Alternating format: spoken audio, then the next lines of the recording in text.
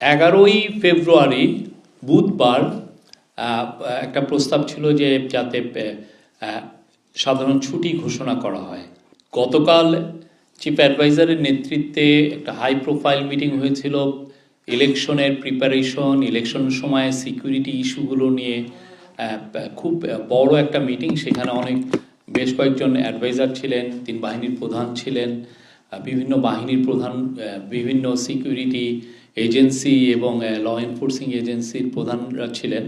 তো ওই মিটিংয়ে একটা প্রস্তাব ছিল যে 11ই ফেব্রুয়ারি বুধবার একটা প্রস্তাব ছিল যে যাতে সাধারণ ছুটি ঘোষণা করা হয়। তো কারণ একটা খুব নির্বাচনের আগের দিন, এর ফলে যেটা হবে যে যারা অনেকে ঢাকায় বা বিভিন্ন ইন্ডাস্ট্রিয়াল টাউনে আছেন বা বিভিন্ন বড় শহরে আছেন, তারা তাদের গ্রামের বাড়িতে যেখানের ভোটার সেখানে ভোট দিতে পারবেন এবং এক্ষেত্রে ল অ্যান্ড অর্ডার যে ম্যানেজমেন্টটাও অনেকটা বেটার করা যাবে। তো আজকে এই ক্যাবিনেটের উইকলি মিটিং হয়েছে চিফ অ্যাডভাইজারের নেতৃত্বে। তো আজকের মিটিংয়ে এটা অ্যাপ্রুভ হয়েছে।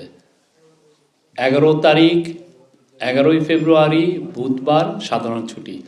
আরও একটা গুড নিউজ হচ্ছে, এটা হচ্ছে শ্রমিক ভাই বোনদের জন্য। অনেক শ্রমিক ভাই বোনরা বিভিন্ন শিল্পাঞ্চলে কাজ করেন। তো শিল্পাঞ্চলের শ্রমিক ভাই বোনদের জন্য এই ছুটিটা হবে 2 দিন। মঙ্গলবার শিল্পাঞ্চলের শুধুমাত্র শ্রমিক ভাই বোনদের জন্য, কলকারখানা 2 দিন বন্ধ থাকবে। তো এই হচ্ছে আপনার, এটার উপরে একটা অফিসিয়াল অর্ডার খুব শীঘ্রই আসবে, আপনারা এটা পাবেন। তো আমি বলছি তাহলে মোট ছুটি হচ্ছে আসলে 3 দিন।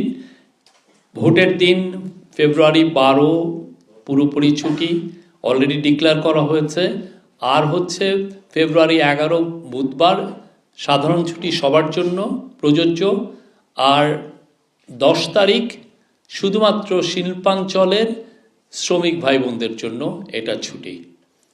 এটা ছিল আজকের ক্যাবিনেটের